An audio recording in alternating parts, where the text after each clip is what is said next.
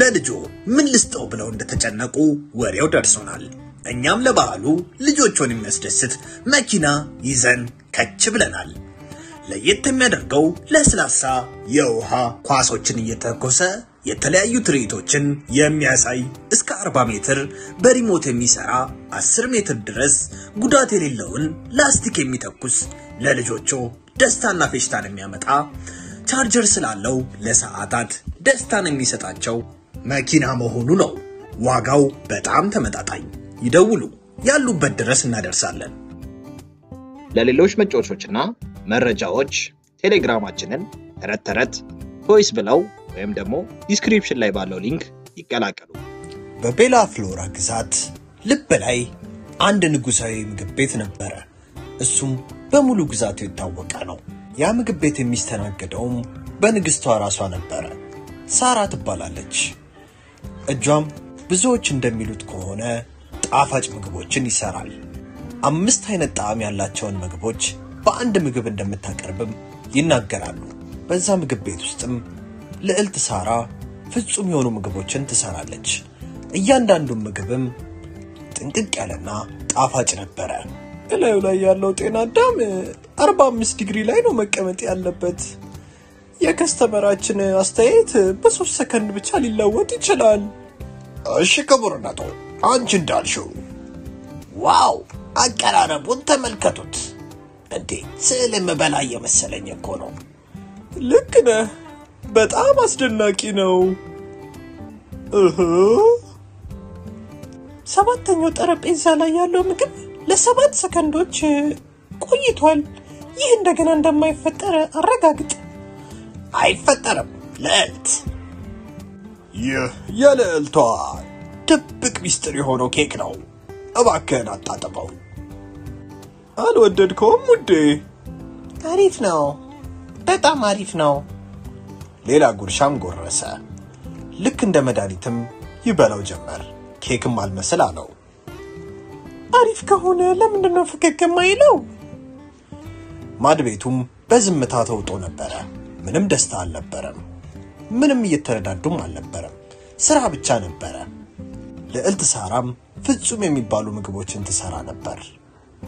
ይሁንና ባስቀመጠችው ፎቶ ላይ ያለውን ደስታ ተመለከተች። እንደዛም በማድቤቱ ከተደሰተች ብዙ ቆይታ ነበረ። ስራ ካለቀ በኋላም ልዕልቷ በማድቤቷ ተቀምጣ ነበረ። አብሯት የነበረውም ሰው ልክ እንደሷ ብዙ ውጣ ውረድን ያሳለፈ ነበረ። ዛሬ ምንም ምግብ አልበላሽም? በደንብ አልበላሽም? ሁሉንም ነገር ቀምሻለሁ። እያንዳንዱ ምግብና ማጣቀሻ ሳይቀር ቀምሻለሁ። መቅመስ እኮ መብላት አይደለም ልዕልት። ልክ ማየት መመልከት እንዳልሆነው ሁላ። ይህ የ2 ደቂቃ እሳት ይጎለዋል። እናም ትንሽ ጨው ያንሰዋል። ዛሬ ጠዋት የሰራሁትን አትክልትስ ቀምሰሽዋል? ቀምሻለሁ። ምንም አይልም አይደል? መቼ ነው ለመጨረሻ ጊዜ ሰው ያንቺ የሰራሽው ምግብ አጣጥሞ የበላው? ሰዎች አሁን ብቻቸውን ነው የሚበሉት፣ አያጋሩም፣ ምንም አያጣጥሙትም። ምግብ እኮ አያወራም ቦብ።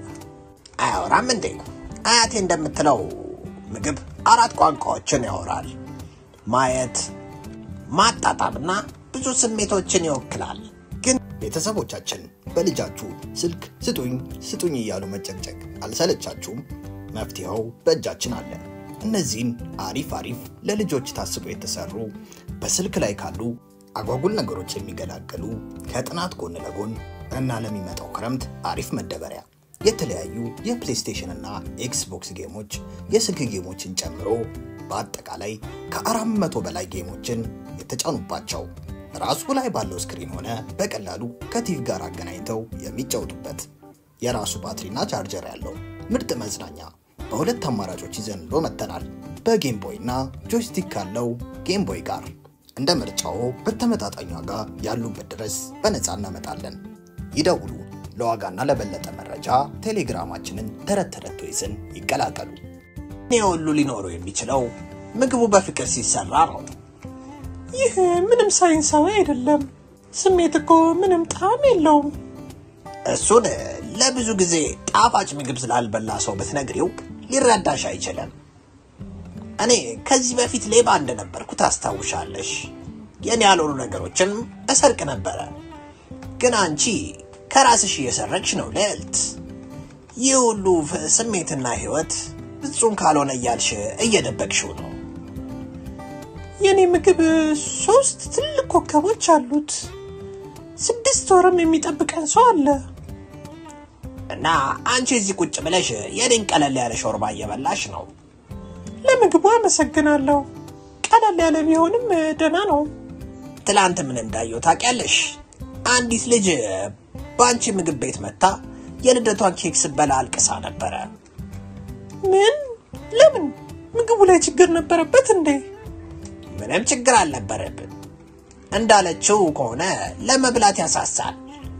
ለመንካትም ፈራው። ምግብ ህፃናትን ሊያስፈራራ አይገባም ልዕልት። ደስ ሊላቸው ነው የሚገባው። ሳራም እንቅልፍ አጣች። የኮብ ቃላት በጭንቅላቷ ውስጥ አስተጋባባት። ግዛቱም በእንቅልፍ ተውጦ ያለ እሱ ያለው ነገር እውነት ይሆን እንደሆነ ተጠራጠረች። እንቅልፋታም ጭንቅላቷ በጥያቄ ተዋጠባት። ይሄ ቦታ ምንድነው? የቀን ህልመኛው ሳምቡሳ? አስማታዊ ወረቀትም ተዘረጋ። አንዲት አዛውንትም ለአንዲት ህፃን ሳምቡሳ እንዴት መጠቅለል እንዳለበት ስታስተምራት ተመለከተች። ከምስራቅ ይህ አስማታዊ ምግብ ይመጣል። ሊጡ ቀለል ካለ ዱቄት ቢሰራም የተሞላው ከአስማት ነው። ሁሉም ነገር በበየውና በሰሪው መሃል ግንኙነትን ይፈጥራል። ጣዕሙም እንዲህ ሲል ያንሾካሹካል። ውበቱ በዓላማው ላይ ነው። አያትየዋም በፍቅር በእጇ ሊጡን ታቦከዋለች። ስለዚህም ያ ምግብ በፍቅር የተሞላ ይሆናል። ይህ እኮ የምግብ ግብአት አይደለም። ይህ ግጥም ነው። መሞከር አለብኝ። ማስታወስ አለብኝ። ኤብሪክም ልዕልቷን አይቷት የማያውቅበት ቦታ አያት። ብቻዋን በማድ ቤት እየሰራች ነበር። 33 እጥፍ የምስራቅ ወግ ለጥሩ እድል ይሆናል። ለእያንዳንዱም ምኞት ሹክ በል ይላል። እሺ እስኪ ልሞክረው። የሆነ ችግር አለ። ምግቡን የሰራሁት ሰዓቱን መጥኜ ነው። ግብአቱንም መጥኛለሁ። ለምንድን ያልተሳካልኝ? እንደገና አነበበችው። እናም የጎደለውን ነገር ለመረዳት የተቻላትን ሞከረች። እንዴት መመኘት እንዳለብኝ አላስታውስም። አባባ ገና ይሄን ኬክ ብቻዬን እንደሰራሁት ያውቅ ይሆን? አባባ ገና ያውቃል። ምግብ እኮ የሰሪውን አሻራና ልቡን ይይዛል። ችግር የለውም ውዴ።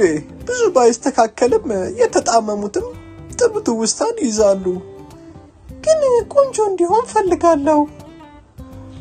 ውበት ያለ ሙቀት እኮ ምንም ትርጉም የለውም። ጌጥ ብቻ ነው። አሁን የገና ምኞትሽን አንሾካክሽልለት። በማብሰል ላይ ያለውን ደስ የሚል ደስታ። ዓለም በቴክኖሎጂ እየተራቀቀ ነው። ታዲያ የእናንተስ ልጆች ለምን ይቅርባቸው ብለን በአይነቱ ለየት ያለውን የልጆች ስማርቶች ይዘንሎት መተናል። ለልጆቹ ምርጥና ቀለል ያለ ሲሆን ካሜራና ቪዲዮ ስላለው የፈለጉትን ትውስታ ቀጭ ሲም ስላለው ለወላጅ ጓደኛ ይደውላሉ። እንዲሁም ወላጆች ልጆቻቸው ያሉበትን ቦታ በጂፒኤስ ሲስተሙ ቅልብጭ አድርጎ በስልካቸው የሚያሳይ እንዲሁም ልጆቹ በሰዓቱ ላይ የሚያሳልፉትን ጊዜ በስልኮ መመጠን የሚችሉበት በአደጋ ጊዜም በቀላሉ አንዴ ብቻ በመንካት የሚደውሉበት የተለያዩ ጨዋታዎችም ያካተተ በመሆኑም ልጆቹ ይደሰቱበታል። በትምህርት ጊዜም ስኩል ሞድ ስላለው ትምህርታቸውን ሳይዘናጉ ይከታተሉበታል። ታዲያ የእናንተ ልጆችስ ለምን ይቅርባቸው? ደሞ ለልጆቹ ሲያንሳቸው ነው። ዋጋው ኪስ የማይጎዳ ይደውሉ፣ ያሉበት እናመጣለን። ለዋጋና ለበለጠ መረጃ ቴሌግራማችንን ተረት ተረት ቶይስ ብለው ይቀላቀሉ። ስቻለሁ። ልዕልቷም ምግብን ወደ ሳይንሳዊ ሁኔታ ወስዳ ነበር። አስማታዊ እንደሆነም ረስታ ነበር። በጠዋትም በዛ ግዛት ታይቶ የማይታወቅ ነገር ተፈጠረ።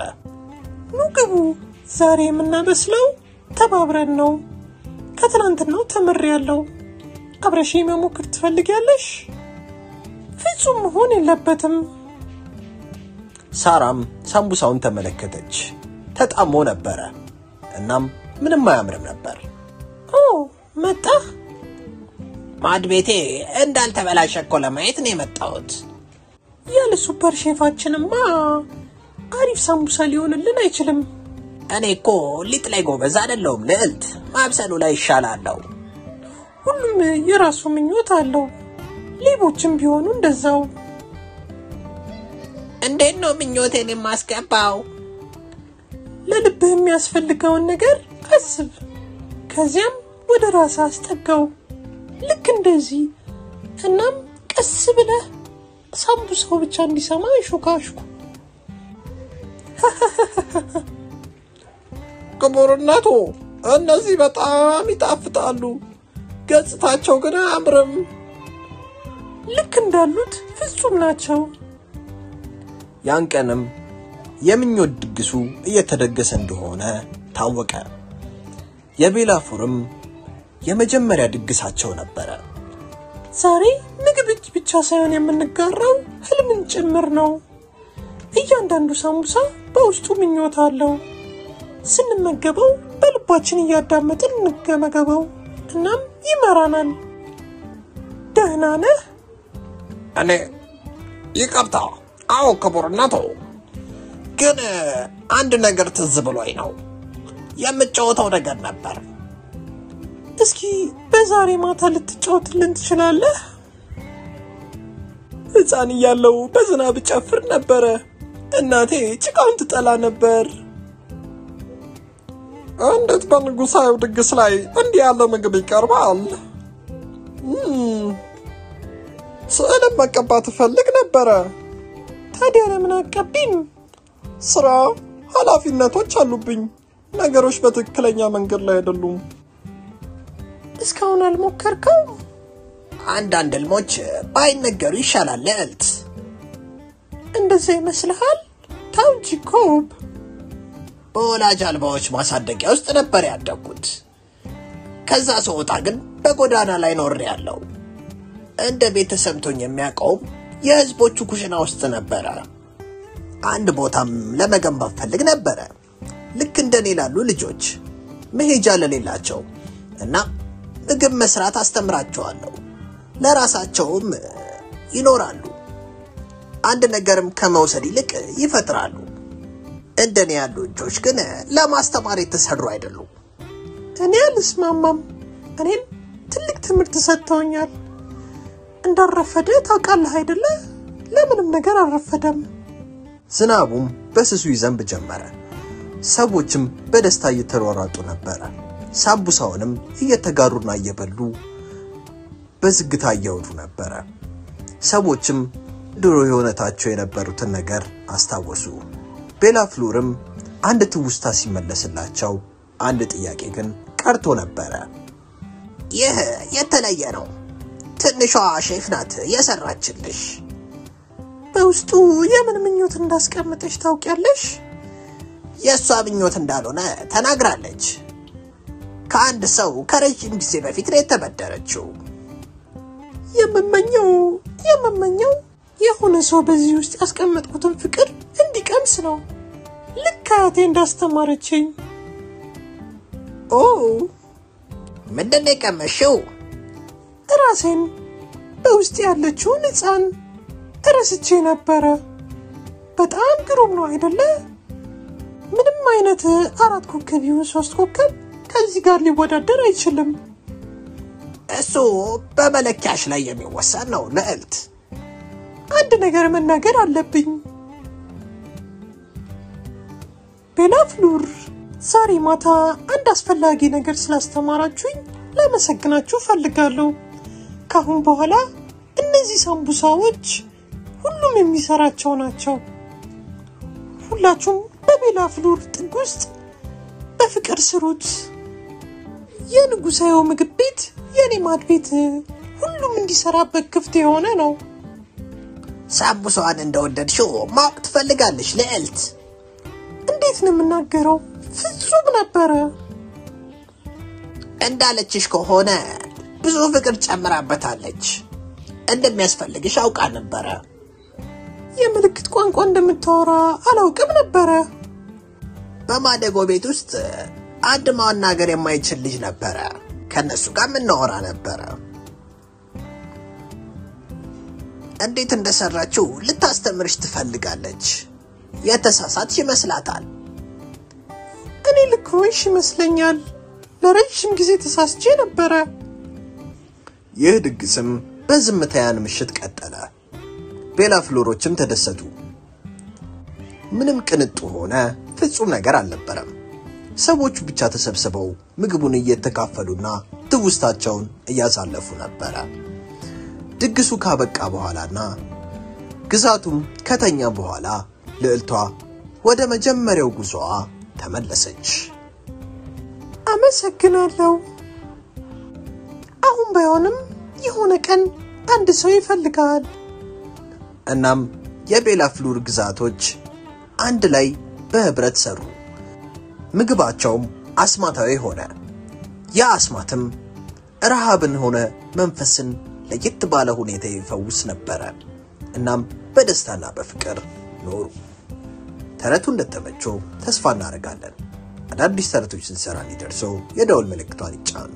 እንዲሁም ላይክ፣ ሼር፣ ሰብስክራይብ በማድረግ ድጋፎን ያሳዩ። እናመሰግናለን። ለምርጡ የገና ስጦታ ተዘጋጁ። በመገንባት በመገጣጠም የራሳችሁን መንገድ ሀዲድ በመስራት የሚዝናኑበት መኪና፣ የራሳችሁን ከተማ በመገንባት የምህንድስና ጭንቅላት ፍጥነትን የሚጨምር አሪፍ የገና ስጦታ በተመጣጣኝ ዋጋ ችግር የመፍታትን ክህሎት የሚጨምር የተለያዩ መንገዶችን በመገጣጠም በደስታ ይፈንድቁ፣ እየተደሰቱ የሚማሩበት። ታዲያ ከዚህ በላይ የገና ስጦታ ከየት ይመጣል? ይደውሉ፣ ያሉበት ድረስ እናደርሳለን። ለበለጠ መረጃ ቴሌግራማችንን ይቀላቀሉ።